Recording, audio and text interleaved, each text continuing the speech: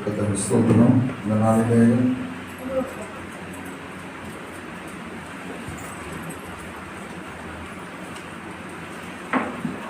புதிதாக வந்த உங்களை ஆண்டவராக இயேசு நாமத்தினாலே வாழ்த்துகிறேன். ஸ்தோத்திரம். கர்த்தருடைய ஆசீர்வதிப்பாராக. ஆமென். கலாத்தியர் புஸ்தகம் 3ஆம் அதிகாரம் 13ஆவது வசனம். கலாத்தியர் 3:13. மரத்திலே தூக்கப்பட்ட எவனும் வதிக்கப்பட்டவன் என்று எழுதியிருக்கிறபடி கிறிஸ்து நமக்காக சாபமாகி நியாயப்பிரமாணத்தின் சாபத்திற்கு நம்மை நீங்களாக்கி மீட்டுக் கொண்டார். மரத்திலே தூக்கப்பட்ட எவனும்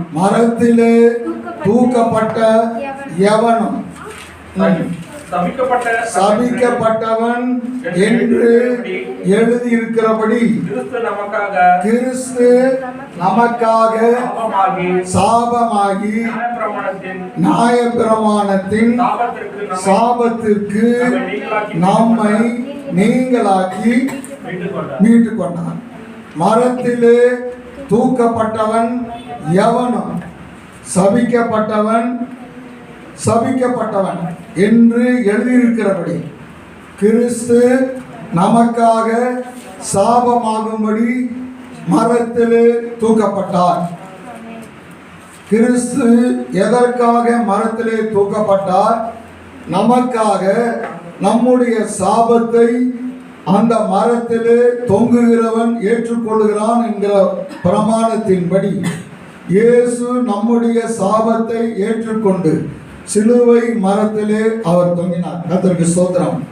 சாபம் என்கிறது என்ன? சங்கீத புத்தகம் 95வது சங்கீதம் 11வது வசனம். சங்கீதம் 91:11. என்னுடைய கோபத்திலே ஆணையிட்டேன், என்னுடைய கோபத்திலே ஆணையிட்டேன். தேவனுடைய கோபம் ஆணையிட்டேன். சாபுவா 7 முறை சொல்லுகிறது.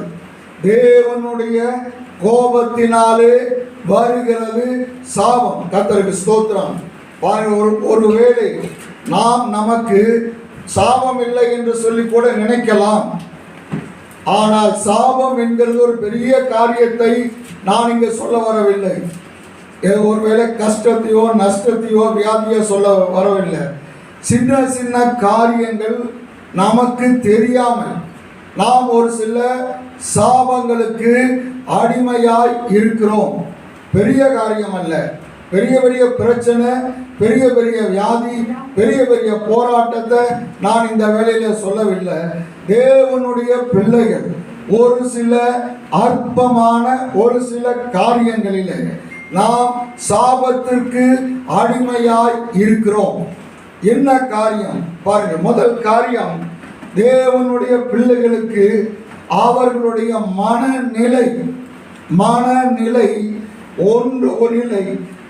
ஒன்றாக ஒரே மனமாய் இல்லாத ஒரு காரியம்.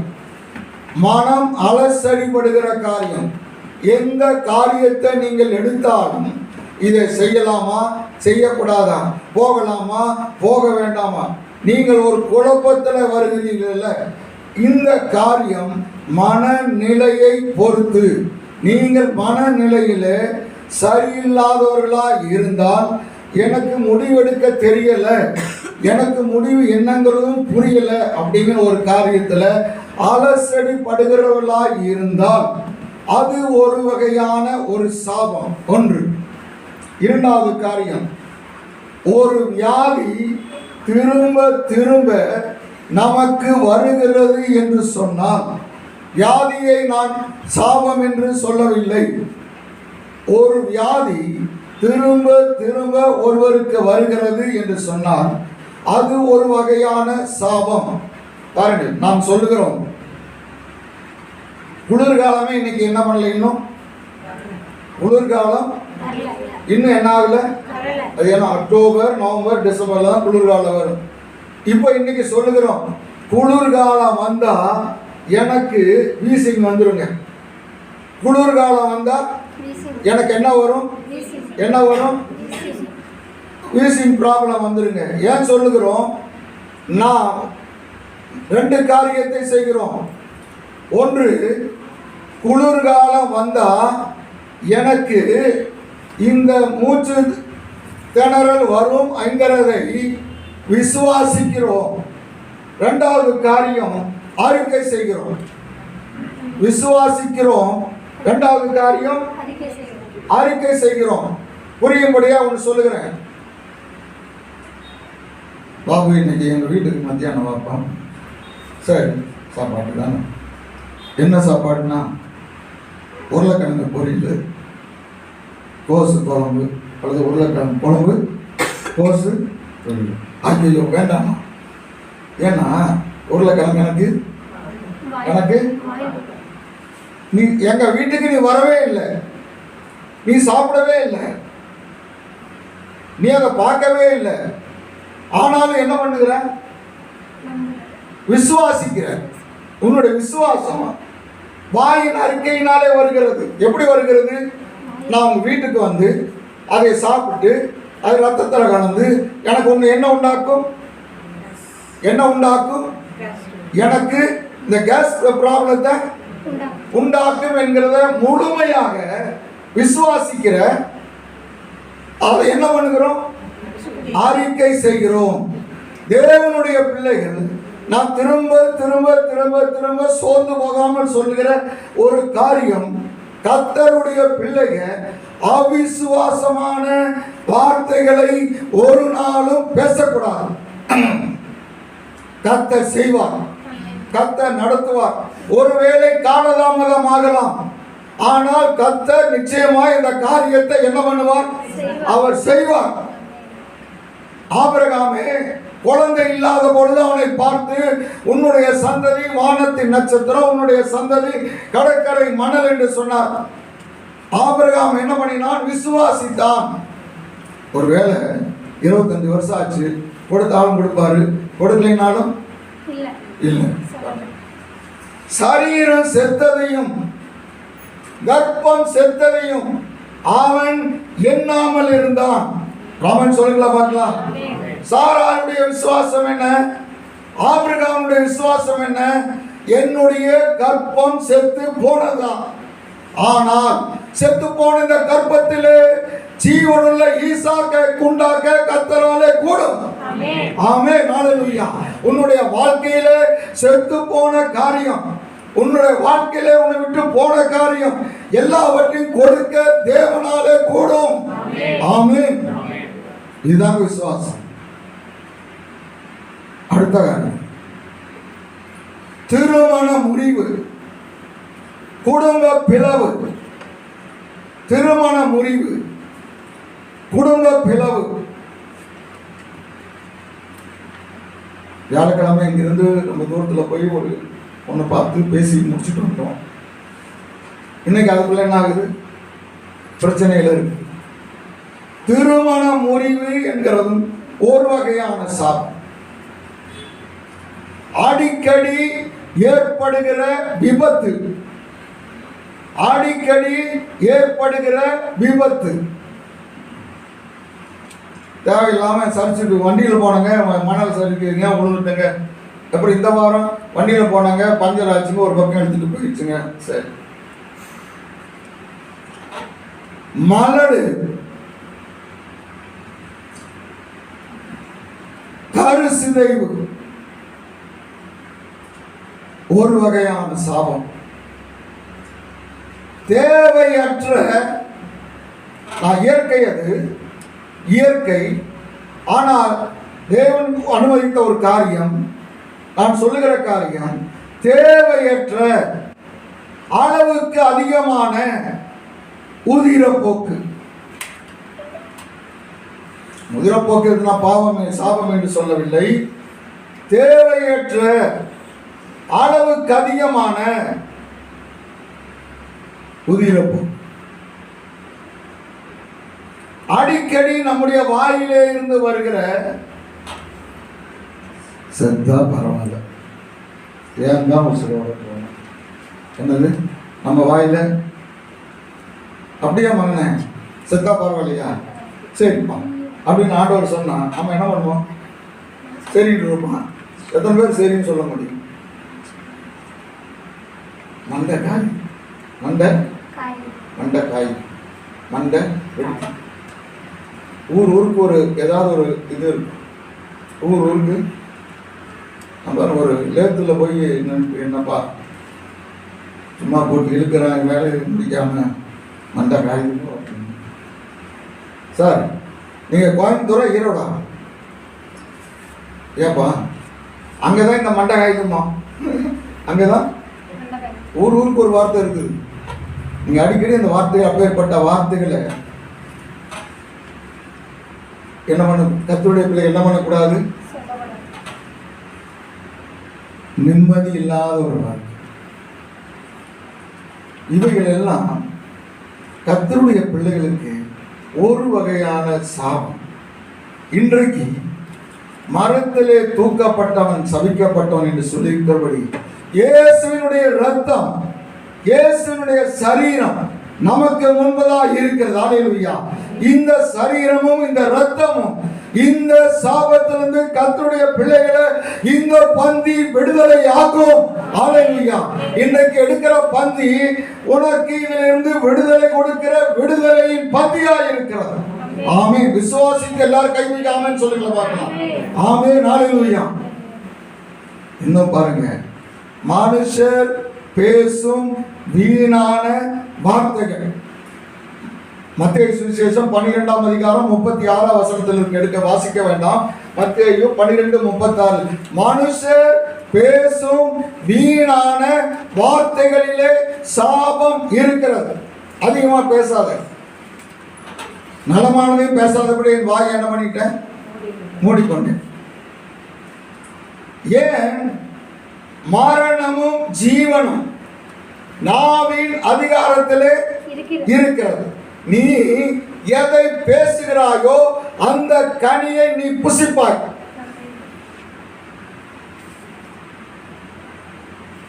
பாருங்க, தோத்து போனாலும் நம்ம கவர்னரா இருந்து போய் சென்னையில் போய் நின்னாங்களா அம்மா 3 லட்சம் ஓட்டுல ஜெயிப்பேன்னு சொன்னாங்க. போற இடத்துல எல்லாம் 3 லட்சம் ஓட்டுல. ஆனா அவங்களுக்கு படுதோல்வி வச்சாங்க. ஆனா நம்ம அடிக்கடி பேசுது, நாம் தோத்து போகல. வாக்கு எண்ணிக்கை வித்தியாசத்துல கொஞ்சம் உயர்ந்திருக்கிறோம், வாக்கு எண்ணிக்கை வித்தியாசத்துல உயர்ந்திருக்கிறோம். மறுபடியும் நாங்கள் அடுத்ததுக்கு நாங்கள் சந்திப்போம். நாங்கள் தோத்து போயிட்டாங்கிற வார்த்தை அந்த அம்மா வாயிலிருந்து ஒரு பிள்ளைங்க, உனக்கு ஒரு கஷ்டம் வந்து நஷ்டம் வந்தா கூட எனக்கு கஷ்டமே நஷ்டமே சொல்லாத. கர்த்தர் உன்னுடைய கஷ்டத்திலிருந்து உன்னை விடுதலையாக்குவார், அதை வழியா வழி நடத்துவார். நம்ம பேசுகிற வார்த்தையில எப்படி இருக்க வேண்டும் பாருங்க. என்னாகமம் புஸ்தகம் 13ஆம் அதிகாரம் 31ஆவது வசனம். என்னாகமம் 13:31. அவரோடு கூட போய் வந்த மனிதரோ நாம் போய் அந்த ஜனங்களை எதிர்க்க நம்மாலே கூடாது. அவர்கள் நம்மாலே கூடாது.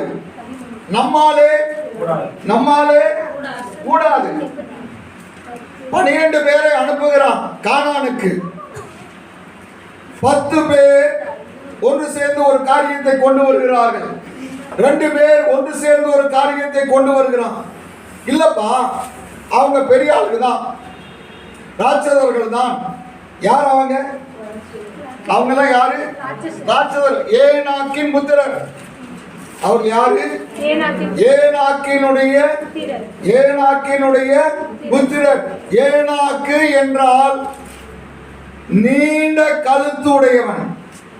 ஏனாக்கு என்று சொன்னால் நீண்ட கழுத்துனா எப்படி இருக்குங்க? ஓ, யாரோ அங்க பேசுறது? தலை எப்போ இருந்தான்? தாழ்மை இல்லை. இவனுக்கு தான் கழுத்து என்னாகும்? பெருமை. இந்த பெருமையை எதிர்க்கிறது பெரிய காரியம். இன்றைக்கு ஆவிக்குரிய உலகத்துல இருக்கட்டும். 10 பேர் ஒரு விஷயத்தோடு வருகிறான். நம்மாலே நம்மாலே கூடாது. ரெண்டு பேர் ஒரு வார்த்தையோடு வருகிறான். எப்படி வருகிறான்? நாம் எளிதிலே என்ன பண்ணலாம்? ஜெயிக்கலாம். எளிதிலே ஜெயிக்கலாம். மனுஷர் தாங்க பேசிட்டாங்க. ஆண்டவர்கிட்டயே சொன்ன இந்த காரியத்தை இல்ல. மனுஷர் பேசும் வீணான வார்த்தை இது. இங்க 10 பேர் அந்த மனுஷங்கிட்ட சொல்றான், ஏப்பா பெரிய ஆளுகப்பா, நம்மாலே முடியாது.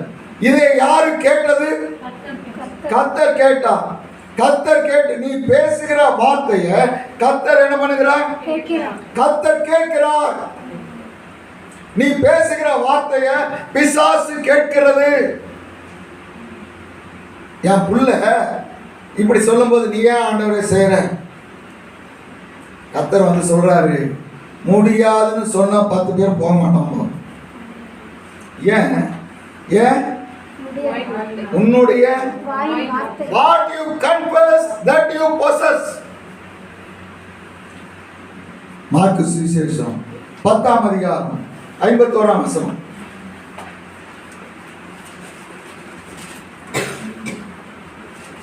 இயேசு அவனை நோக்கி, நான் உனக்கு என்ன செய்ய? ஆண்டவரே, நான் பார்வை அடைய நீ அறிக்கை செய்கிறான். எனக்கு ஒரு பார்வை போ. விசுவாசம். மார்க்கு சுவிசேஷம் 7ஆம் அதிகாரம் 29ஆம் வசனம். அப்பொழுது அவர், நீ சொன்ன வார்த்தையின் நிமித்தம் போகலாம். நீ சொன்ன வார்த்தையின் நிமித்தம் போகலாம். நீ சொன்ன, அதுக்கு மேல இருக்கிற வசனத்தை வாசி. அதற்கு அவன், மெய்தான் ஆண்டவரே, ஆகிலும் மேஜையின் கீழ் இருக்கும் நாய்க்குட்டிகள் பிள்ளைகள் சிந்துகிற துணிக்கைகளை தின்னுமே என்றார். அப்பொழுது அவர், நீ சொன்ன இந்த வார்த்தை நிமித்தம். ஈவோ ஒரு யூத ஸ்திரியா? சிஸ்டர் யூத ஸ்திரியா?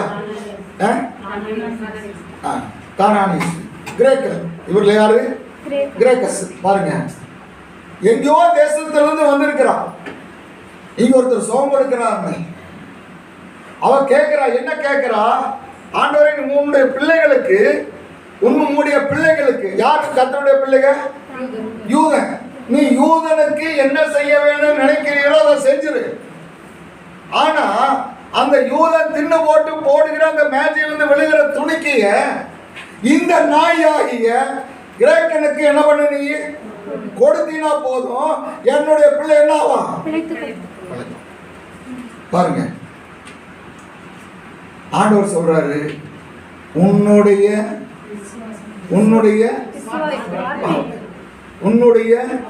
இன்னைக்கு நம்முடைய வார்த்தை எப்படி இருக்கிறது பாருங்க. ஆண்டவர் அந்த கிரேக்க ஸ்திரீக்கு என்னத்தை போட்டாரு? மேஜையில இருந்து விழுகிற துணிக்கைய என்ன பண்ணாரு? போட்டார். யாருக்கு? ஒரு புறஜாதி பெண்ணுக்கு மேஜையிலிருந்து விழுகிற துணிக்கைய என்ன பண்ணிட்டாரு? போட்டார். என்ன துணிக்க தெரியுங்களா? எல்லார் கையிலும் பைபிள் இருக்கா? எடுங்களே பார்க்கலாம். கையில் எடுங்க பார்க்கலாம். பழைய ஏற்பாடு எபிரேய மொழி, புதிய ஏற்பாடு அவ பேசுற மொழி. அந்த துணிக்கையை வாங்கினாலே என்னுடைய வாழ்க்கைய இந்த வேதத்துல பாதிய எழுதுறது யாருடைய மொழியில இருக்கும்? யார் மொழியில இருக்கும்? உன்னுடைய. இதாம துணிக்க இதைய விட என்னங்க ஆசீர்வாதம் இருக்கு. ஆமென். பாருங்க, உன்னுடைய என்னவா வார்த்தை. இன்னைக்கு கர்த்தருடைய பிள்ளைங்க, நமக்கு என்ன கஷ்டம் வரட்டுங்க, என்ன கஷ்டம் வரட்டும், என்ன போராட்டம் வரட்டும், நம்முடைய வாயின் வார்த்தைகளில ஜாக்கிரதையா. அவிசுவாசமா என்ன பண்ணாத? அவிசுவாசமா என்ன பண்ணாதீங்க. கிடைக்காமலே போட்டுங்க. கர்த்தர் தருவாருங்க. கர்த்தர் எனக்கு தருவாருங்க. தரமாட்டான்னு என்ன பண்ண வேண்டாம்? சொல்ல வேண்டாம். இக்கட்டான சூழ்நிலை வந்தா கூட வார்த்தைகளே கவனமாயிடும். பிரச்சனை ரோம போர் சேவர்கள்கிட்ட மாட்டிக்கிட்டான். இப்ப தப்பிக்க முடியாது. சரியா இயேசுவின் சீஷன் என்ன பண்ணிட்டாங்க? கண்டுபிடிச்சிட்டாங்க. டேய், நீயும் அவர்களோடு கூட இருந்தவன் எனக்கு அவனை பத்தி தெரியாது. சபிக்கவும் சத்தியம் பண்ணவும் தொடங்கிட்டான். முடிச்சான்னு வேற சொல்லல. இயேசு பாடுபட்டார். பேதுருவே, நீ சபிச்சா இயேசு செத்து போயிட்டார். பேதுருவே, நீ சபிச்சா இயேசு உயிரோட எந்திரிச்சிட்டாரு. பேதுருவே, நீ சபிச்சா இயேசு இப்பொழுது கல்லிலே போயிட்டாரு. இப்போ சொல்றாரு அந்த மார்க்கு சுவிசேஷம், மார்க்கு 16ஆம் அதிகாரம் 7ஆம் வசனம் பாருங்க. நீங்கள் அவருடைய சீஷரிடத்துல போங்க. நீங்கள் இயேசுவுடைய சீஷரிடத்துல போங்க. போய் இயேசு உயிரோடு இருந்தார் என்பதை என்ன பண்ணுங்க, சொல்லுங்க.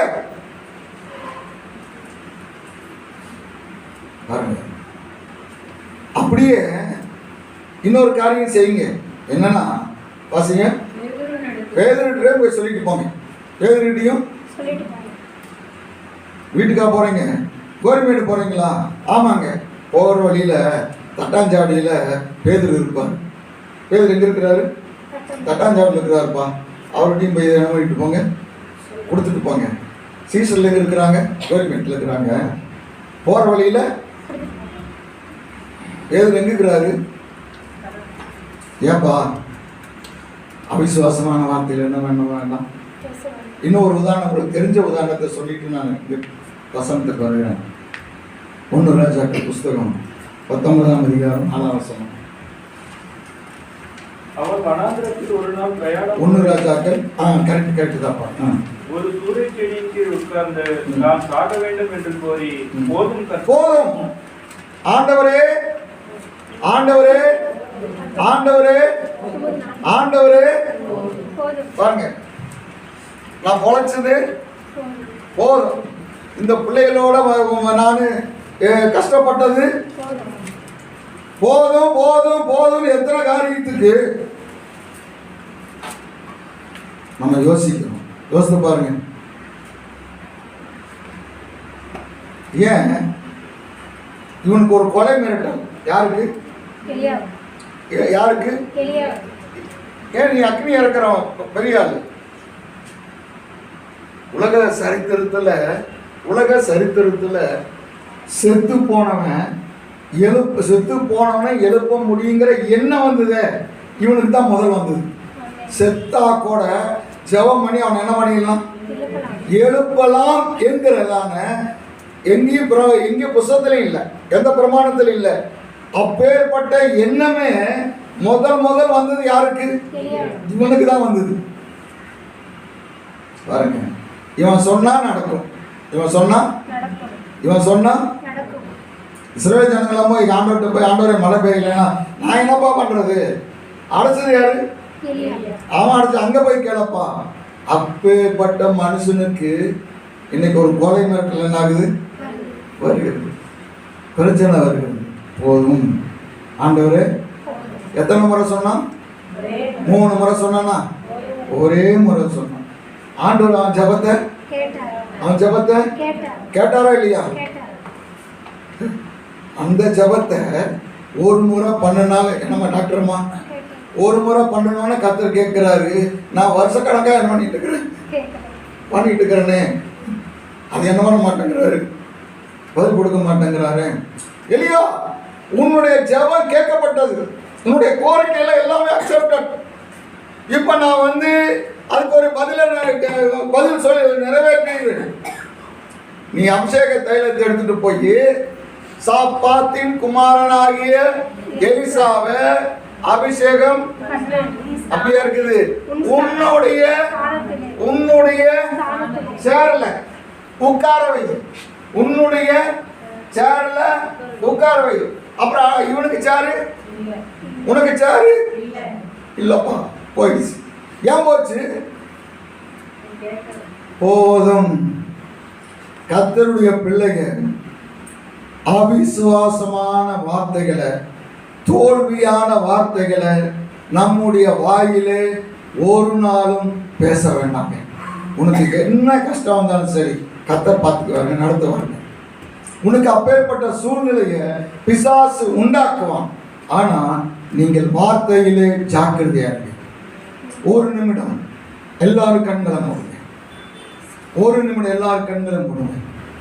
இனிமேல் என்னுடைய வாயில அவிசுவாசமான வார்த்தைகள், தோல்வியான வார்த்தைகள், கர்த்தர் பிரியமில்லாத, பிரியப்படாத வார்த்தைகளை என்னுடைய வாயில பேச மாட்டேங்க. எனக்கு என்ன பிரச்சனை வந்தாலும், பேதுருவுக்கு ஒரு பிரச்சனை வந்தது, வார்த்தையை விட்டான். எலியாவுக்கு ஒரு பிரச்சனை வந்தது, போதுங்கிற வார்த்தையை சொல்லி போட்டான். பாருங்க, இன்னைக்கு அப்பேற்பட்ட பிரச்சனைகள் வந்தாலும் இதெல்லாம் திருஷ்டாந்தமா எடுத்துக்கொள்ளுங்க. நான் பேச மாட்டேன், நான் பேச மாட்டேன், நான் தைரியமா இருக்கிறேன். இயேசுவின் குணப்பிதாவே ஆமென். அப்படி வாசிக்கலாமா? கலாத்தியர் புஸ்தகம் 3ஆம் அதிகாரம்.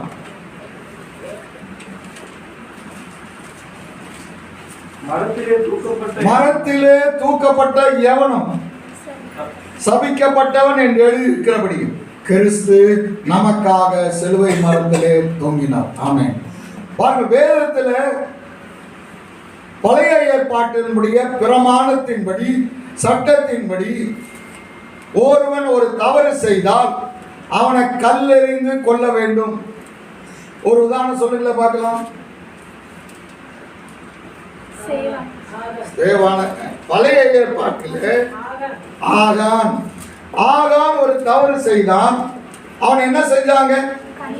கல்லெறிந்து கொண்டாங்க. பழைய ஏற்பாட்டிலே பாருங்க, பாபிலோனியர் ஆட்சிக்கு வந்த பிற்பாடு ஒருவன் ஒரு தவறு செய்து அவனை கொலை செய்ய வேண்டும் என்று சொன்னால் சிங்க கபியில் என்ன பண்ணாங்க? போட்டாங்க, அக்கனியிலே தூக்கி போட்டாங்க. ரோமருடைய சட்டம் பிறகு வருகிறது.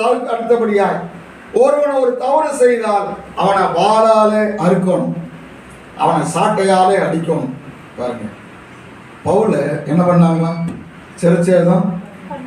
ஆனால் சிலுவையிலே அறைய வேண்டும், சிலுவை என்கிறதான ஒரு மரத்திலே தொங்க வேண்டும் என்று சொல்லி எந்த பிரமாணத்தில் இருக்குது?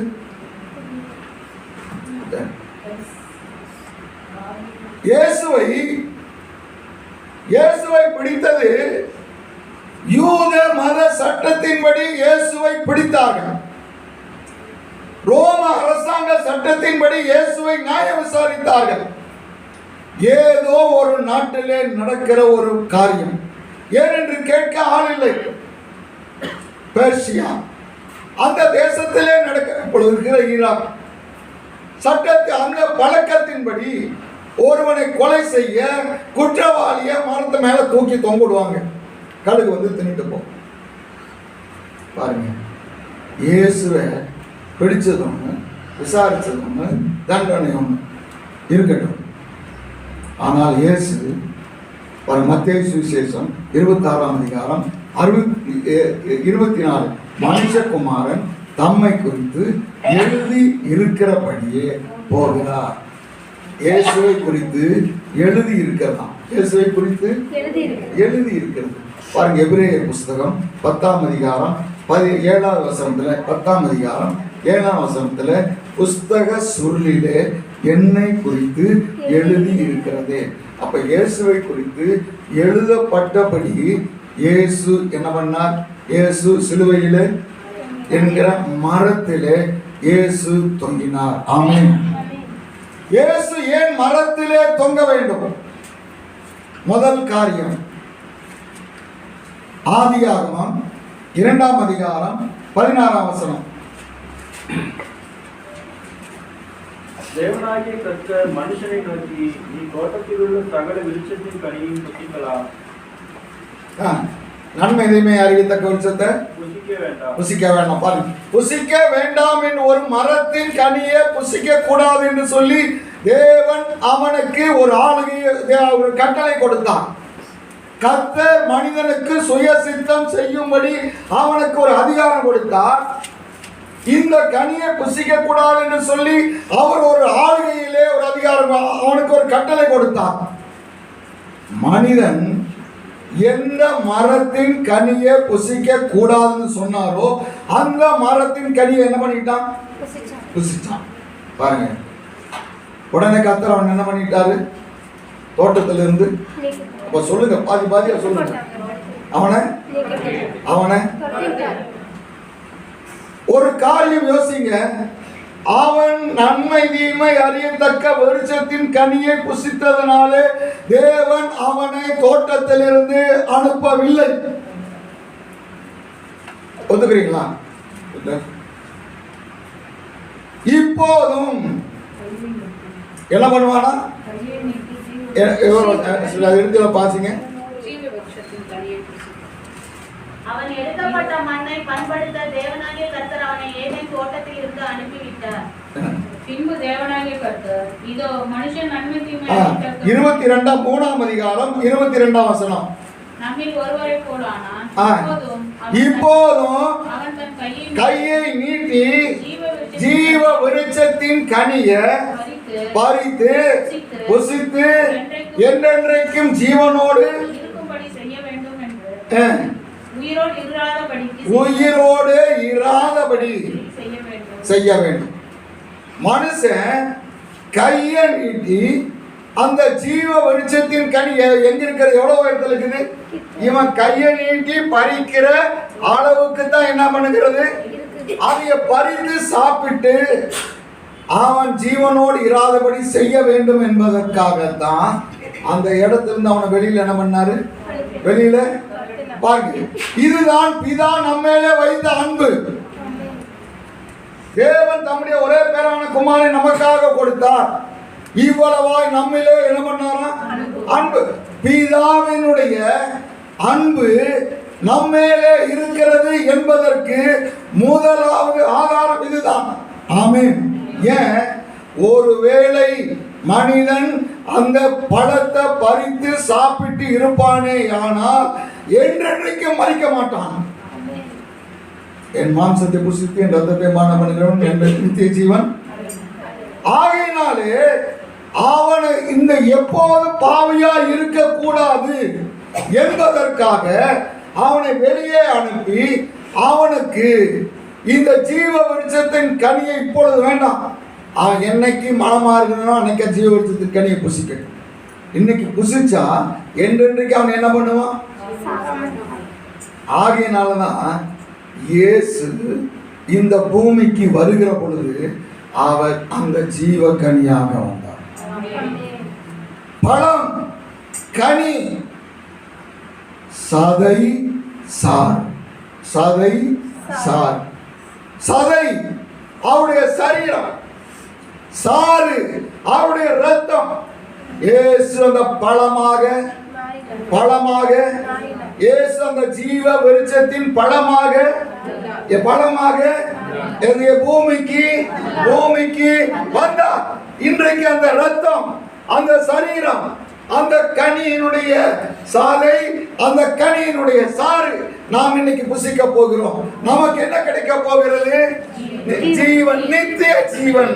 ஹல்லேலூயா.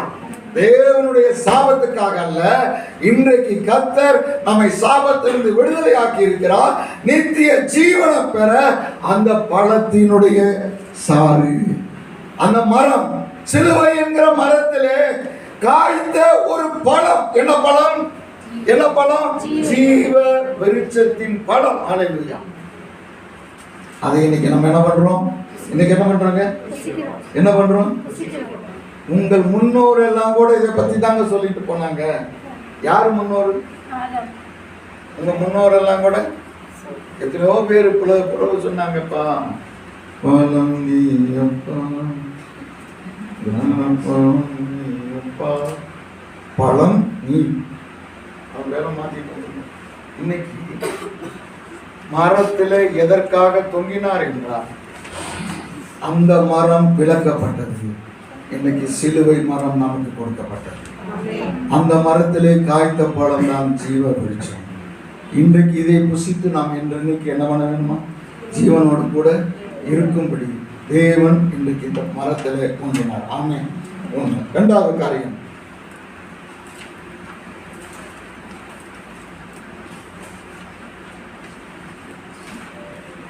2 ராஜாக்கள் 6ஆம் அதிகாரம் 6ஆம் வசனம்.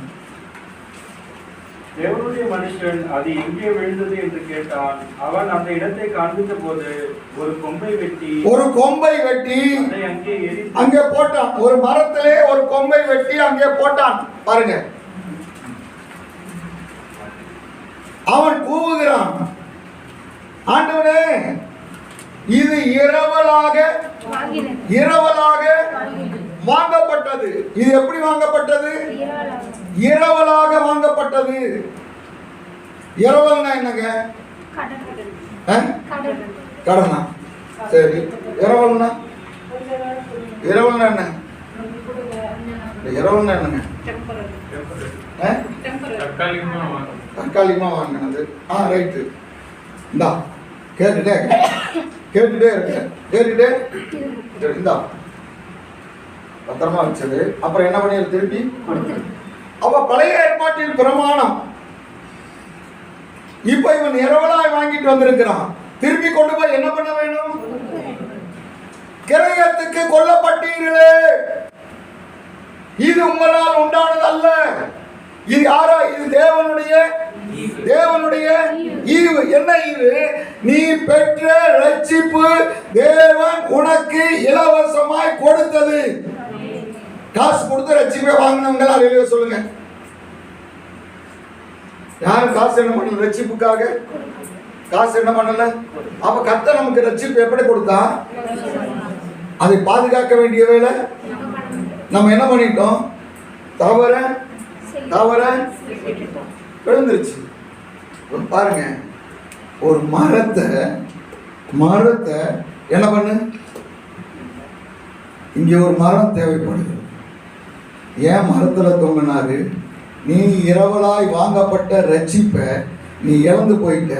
அந்த ரட்சிப்பை திரும்ப உனக்கு கொடுக்கத்தான் இயேசு மரத்திலே தொங்கினார். ஆமென்.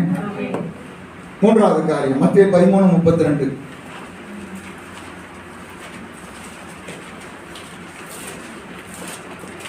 அது சகல விதைகளிலும் சிறியதாய் இருந்தது.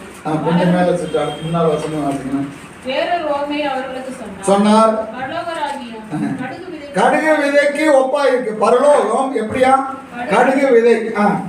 அதை ஒரு மனுஷன் எடுத்து தன் நிலத்தில் விதைத்தார். அது சகல விதைகளிலும் சிறியதாய் இருந்தும் வளரும் போது சகல கூடுகளிலும் பெரிதாகி. இது சகல விதைகளிலும் கடுகு சின்னது, வளர்ந்த பிற்பாடு என்னவாமா? பெரியதாயிடுச்சு. ஆகாயத்து பறவைகள் எல்லாம் அங்க வந்து உட்கார்ந்துருச்சு. பாருங்க, இங்கே ஒரு மரம் வளர்ந்திருக்கிறது. எதிலிருந்து வந்தது இந்த மரம்? சிறிய கடுகு விதை. போகும்போது கடுகு சிந்திருச்சு. கண்ணாடி போட்டு தேடிட்டா இருப்போம். என்னங்க போனா போட்டு போ. ஏன் அது அவ்வளவு? அதே ஒரு முந்திரி கொட்டை வந்துருச்சுன்னா என்ன செய்வீங்க? இது கடியில் இருந்தாலும் இருக்கு. பாரு, கடுகு அற்பம். அவர் தேவனுக்கு சமமாய் இருப்பதை கொள்ளையாடின பொருளாக எண்ணாமல் தம்மை தாமே வெறுத்து அடிமையின் ரூபம் எடுத்து மனுஷர் சாயலாம்.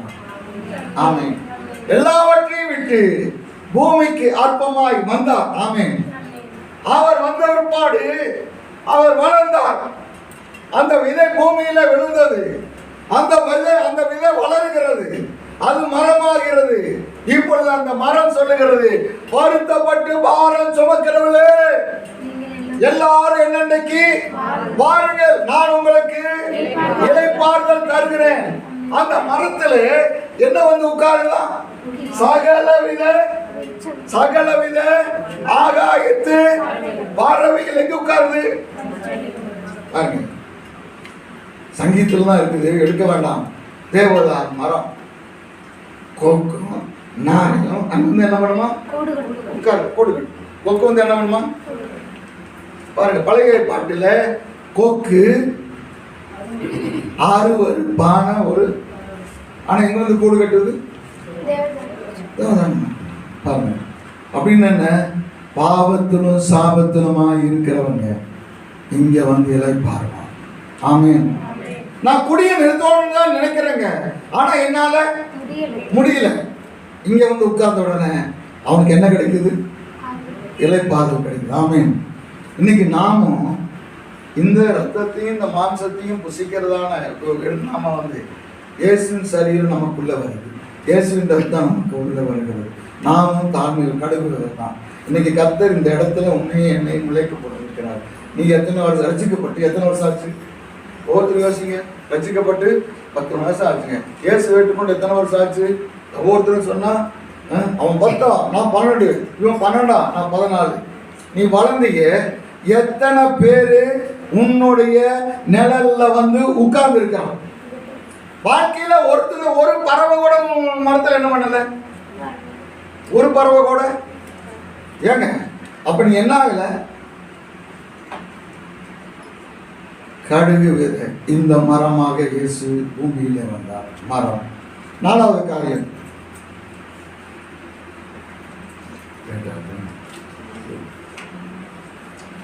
எபிரேயர் புஸ்தகம் 2ஆம் அதிகாரம் 10ஆம் வசனம். யாராவது போறோம் ஏனென்றால் தமக்காகவும் தம்மாலேயும் சகலத்தையும் உண்டாக்கினவர் அநேக பிள்ளைகளை மகிமையில் கொண்டு வந்து சேர்க்கையில் அவர்களுடைய ரட்சிப்பின் அதிபதியை உபத்திரவங்களினாலே பூரணப்படுத்துகிறது அவருக்கு ஏற்றதா இருந்தது. உபத்திரவத்துக்கு நிற்கிறது. உபத்திரவத்திலே நிற்கிற ஒரு மரம். எசேக்கியேல் 27:5.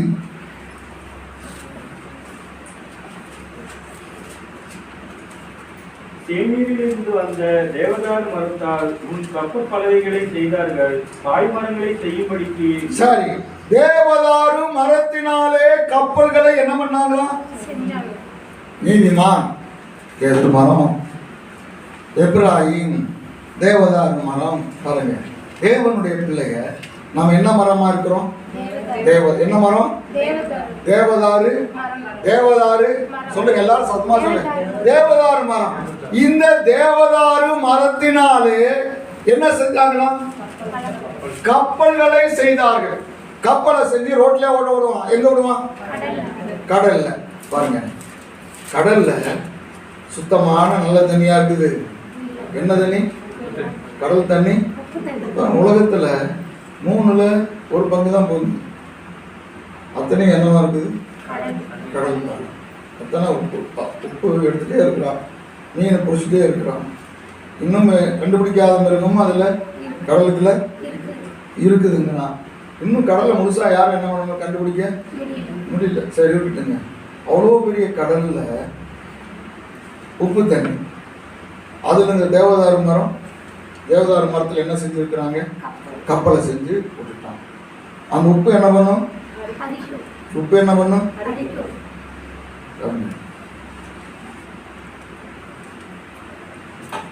ஒரு என்னுடைய ஆக்சஸ் வண்டியை கோயம்புத்தூர்ல கொண்டு போய் வச்சிருக்கேன். இது இங்க வித்தா எவ்வளவு வருங்கன்னு அங்கே ப்ராஃபிட் கேட்டேன். அந்த நம்பரை போய் பார்த்தோம். பாண்டிச்சேரி வண்டிங்களா? பாண்டிச்சேரி வண்டியா? என்னையா பாண்டிச்சேரி வண்டி? பாண்டிச்சேரி வண்டியா? நீங்க இலக்காரமா கேட்குறீங்க அப்படின்னா உப்பு காத்து போட்டுருக்கு. என்ன காட்டுது? பாண்டிச்சேரி வண்டிக்கு என்ன பட்டிருக்குமா? வண்டியில் எங்கேயாவது பட்டிருக்கான்னு பாரு. ஆனாலும் அவங்க மனசுல என்ன இருக்கு? கோயம்புத்தூர்ல இருக்கிறவனுக்கு பாண்டிச்சேரி வண்டியில என்ன இருக்கும்? நீ புதுசு வாங்கினா கூட அங்க போய் விற்க முடியாது. ஏன்னா நமக்கு ஒரு பெரிய மைனஸ் பாயிண்ட் என்ன இருக்குது? உப்பு காத்து பட்ட வண்டி. உப்பு காத்து பட்ட வண்டி அரிச்சிருக்கு. பாருங்க, உப்பு காத்து பட்டாலே அரிக்குதே இரும்ப.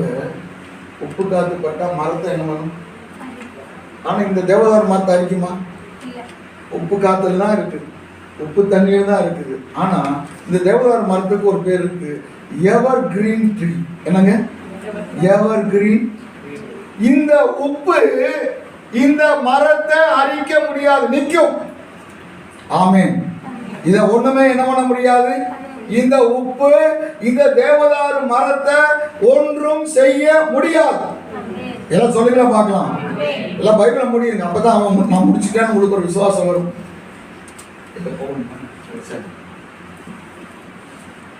அப்போ இன்றைக்கு உப்பு உன்னை என்ன பண்ணக்கூடாது?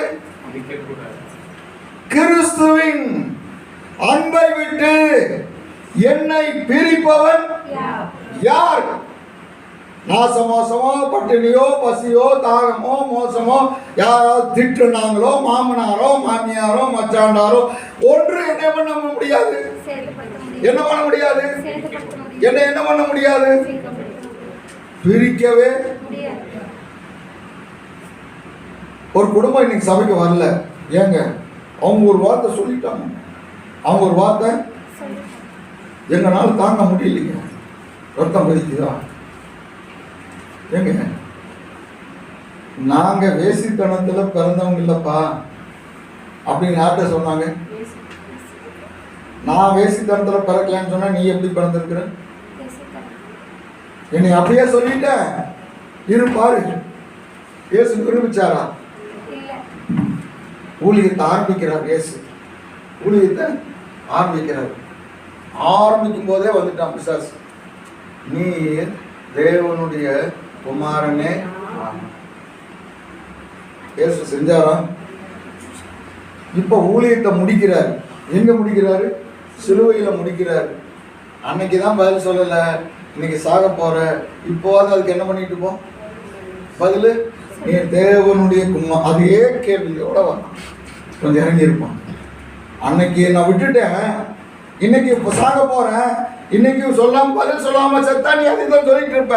அதனால நான் என்ன பண்றேன்? நிரூபிச்சாரா? ஏங்க, அவர் நிந்தைய சுமந்து பாளையத்துக்கு புறம்பே போனாரு. நாம் அவருடைய நிந்தைய சுமக்க வேண்டாமா? யோசித்து பாருங்க. இன்னைக்கு நமக்கு என்ன பண்ண முடியல? யாராவது சொன்னா அதை என்ன பண்ணிக்க முடியல? தாங்கிக்க சொல்லுங்களேன் பார்க்கலாம். தாங்கிக்க முடியல. ரத்தம் கொதிக்குது. இன்னைக்கு இந்த தேவதாரு மரத்தை உப்பு என்ன பண்ண முடியாது? அரிக்க. இந்த பிரச்சனை உன்னை இயேசு நன்மை விட்டு பிரிக்க தேவதாரு மரம். ஆமென். இயேசு ஏன் மரத்துல தொங்கினாரு? 5 காரியத்தை சொன்னேன். இந்த மரத்துல இருந்து கிடைக்கிற பலன் நமக்கு ஆசீர்வாதம். எல்லாரும் கண்டு